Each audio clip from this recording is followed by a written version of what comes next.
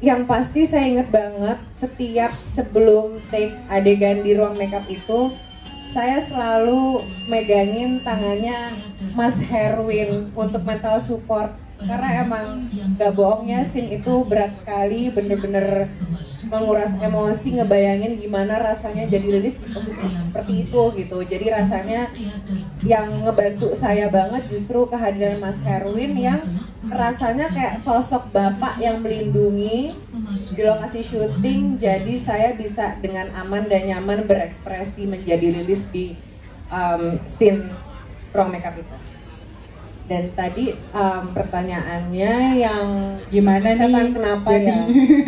pengalaman jadi setan gitu ya, nggak cuma jadi yang cantiknya aja, tiba-tiba nih jadi yang horornya juga.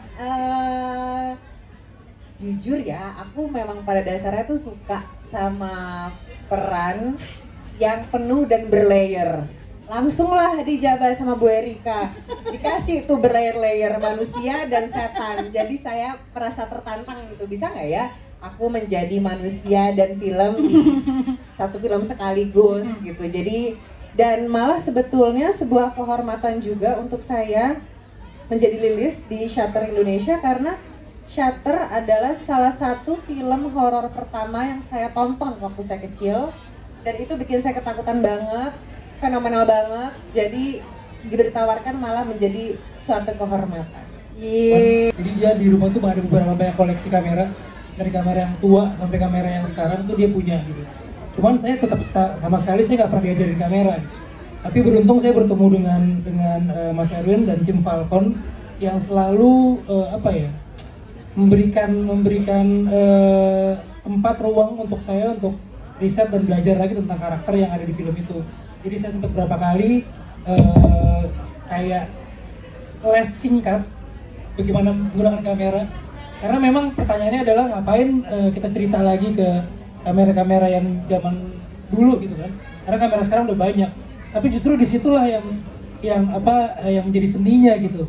Bahkan anak-anak sekarang dia mencari kamera, justru kamera Polaroid sekarang lagi naik lagi, kamera-kamera dengan kamera dengan kamera film itu sekarang lagi booming lagi gitu. Jadi kayaknya skrip ini jadi pas banget gitu di tahun ini gitu. Terus cara menggunakannya seperti apa, terus belajar kalau misalnya foto di dalam studio tuh diperluin apa aja, itu mungkin banyak yang di-cut, tapi sebenarnya cukup detail waktu itu pengambilan dari Mas Erwin sih. Jadi ya mungkin abis ini bisa buka tempat untuk foto kayak Mas Roy kayak Mas Nuki, Pengalaman horor secara real itu waktu yang di adegannya Lilis robek-robek baju. Ini gak spoiler kan, udah pernah nonton. Pokoknya di adegan itu intinya di satu lokasi itu jadi aku dan Niken itu satu hari yang sama di satu lokasi yang sama kita syuting. Tapi aku duluan yang syuting, habis itu aku pulang, nextnya giliran Niken yang syuting. Ternyata sebelum Niken syuting itu ada yang kesurupan. Katanya, ya. Nah, Niken mulai lanjutin kan nih, ceritanya panjang nih soalnya.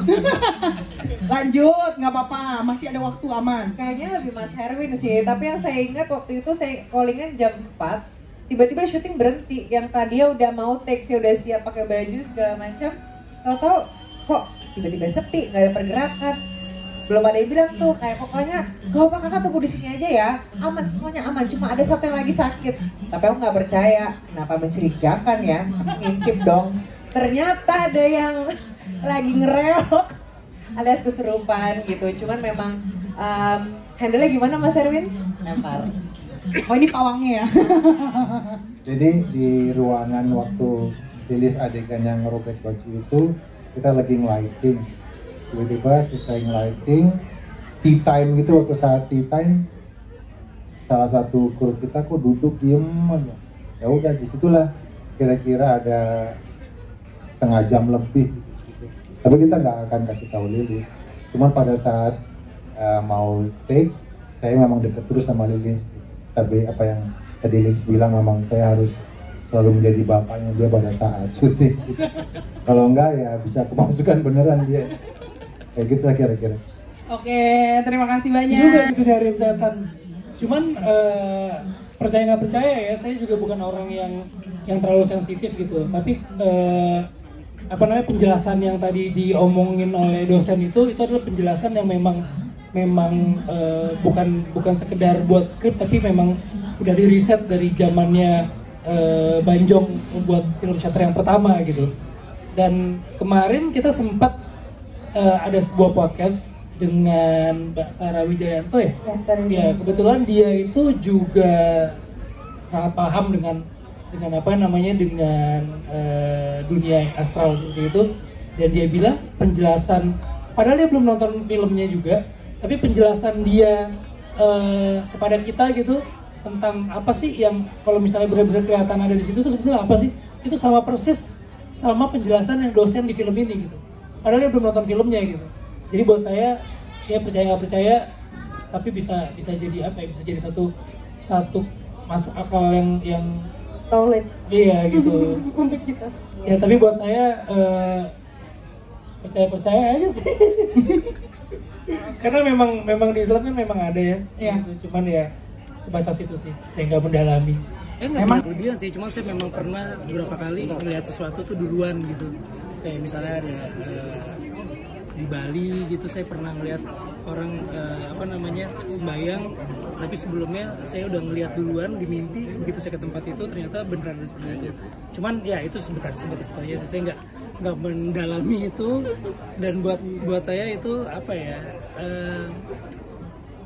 nggak pengen ngebahas juga sih, tapi ya mudah-mudahan itu tandanya baik, bukan yang aneh-aneh. Itu experience. Buat kalian bertiga sempat nonton nggak di tahun ini dulu pertama kali tayang? Saya nonton, saya masih nonton gitu. Wah banget ya gue.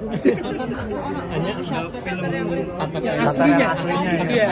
Di awal-awal. Masih zaman sekolah kayaknya SD. Iya, saya nonton di bioskop waktu itu malah. Emang itu serem banget sih. Cuman emang agak berat banget kalau film ini di remake di tahun sekarang gitu.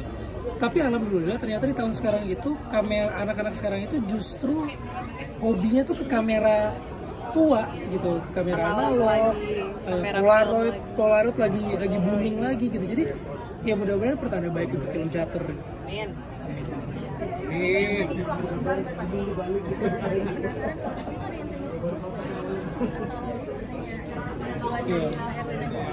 Sebenarnya ini ya, Latihan.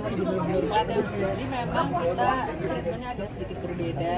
Sebelum pas ini kita ada beberapa kali rehearsal dan ada latihan juga. Jadi pada saatnya benar-benar kita udah tahu posisi di mana, gerakan apa aja yang harus kita lakukan, dan sisanya benar-benar aman dan nyaman. Dan semua confirm kok dengan hal itu gitu, jangan sampai terjadi hal yang diinginkan. Dan Doni Alamsyah dan semua pemain gitu, semuanya sangat memikirkan adegan itu gitu. Dan alhamdulillah hasilnya baik, hasilnya bagus dan tanpa mencederai perasaan siapapun. Dari fisik siapapun.